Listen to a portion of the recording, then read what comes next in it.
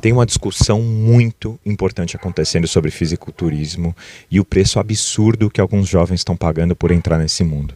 Mas infelizmente eu não estou vendo ninguém falando sobre uma coisa bem desconfortável.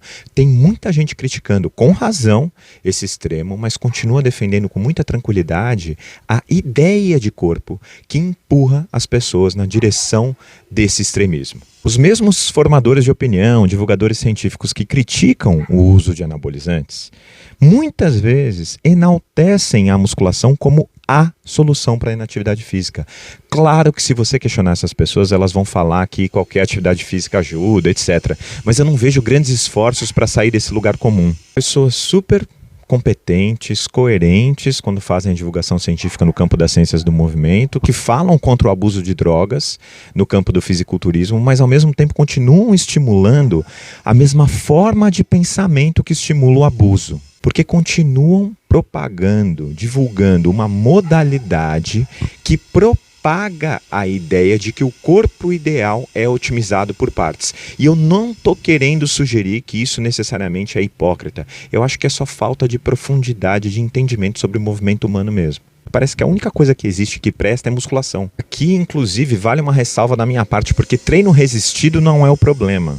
Força e músculos são importantes, as máquinas sim podem ser úteis, exercício isolado pode ter função clínica, pedagógica, porém um erro está nisso ser a única solução apontada. Deixa eu explicar um pouco mais o meu argumento aqui. Em termos históricos, a musculação em máquinas foi organizada numa cultura que já tinha o fisiculturismo como referência estética.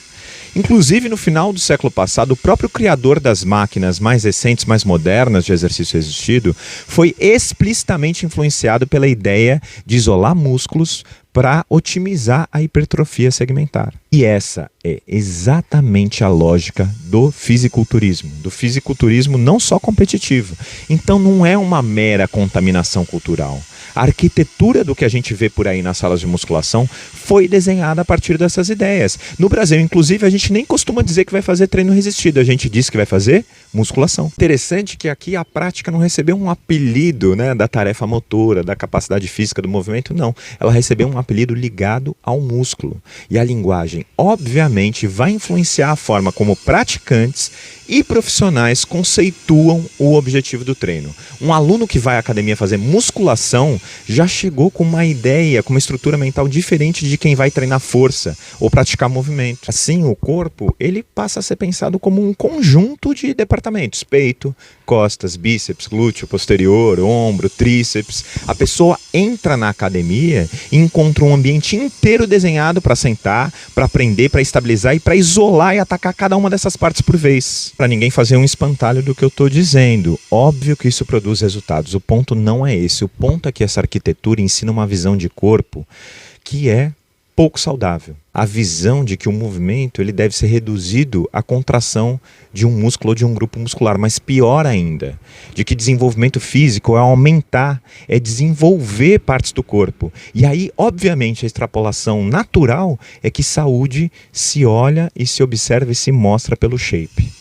O fisiculturismo, nesse sentido, não é apenas um esporte extremo com drogas que é desempenhado em cima de um palco. Ele é pior em termos culturais porque é uma forma de imaginar o corpo como algo que precisa ser desenvolvido esteticamente. E essa imaginação patológica vaza para a musculação comum, mesmo quando a pessoa diz que só treina por saúde. Dentro dessa visão, o uso de droga é para acelerar uma necessidade que o ambiente já ajuda a estimular.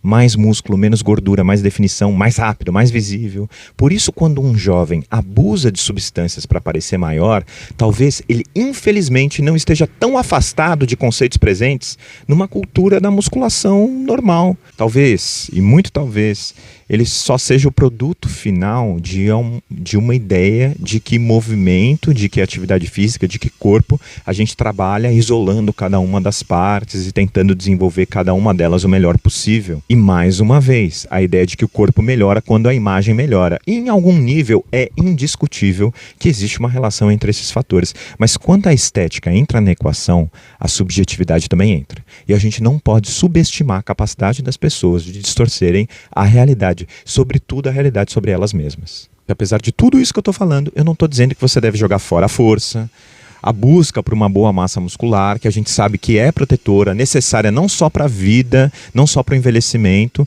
mas para suportar a prática de movimento. Se você já pensa assim, é importante que você tenha uma boa massa muscular. Embora, muitas vezes, o excesso de músculo pode também ficar no seu caminho quando a ideia é se movimentar melhor. Não porque o músculo é ruim, como eu já disse, mas porque o músculo ele tem um custo. E óbvio, em certos cenários ele te dá potência, mas em outros ele pode roubar a sua liberdade de movimentação. Voltando então a essa discussão da musculação como cultura, quando a musculação em máquinas, quando o exercício resistido em máquinas domina a prática de alguém, também vai produzir nessa pessoa uma certa perda de agência, porque você entra, senta, ajusta ali o pininho, executa o exercício, escuta a música, segue o que está na fichinha. Se você erra, um instrutor corrige você. Então, no final das contas, você está terceirizando a relação com o próprio corpo. E mais importante, a sua relação com a movimentação, porque ela fica reduzida, isolada.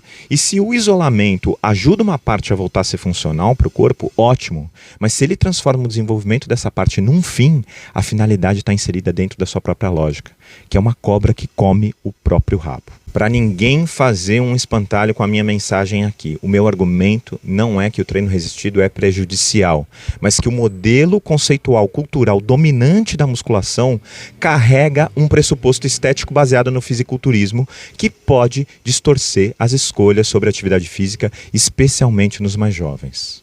Dá para dissociar uma coisa da outra? Claro que dá.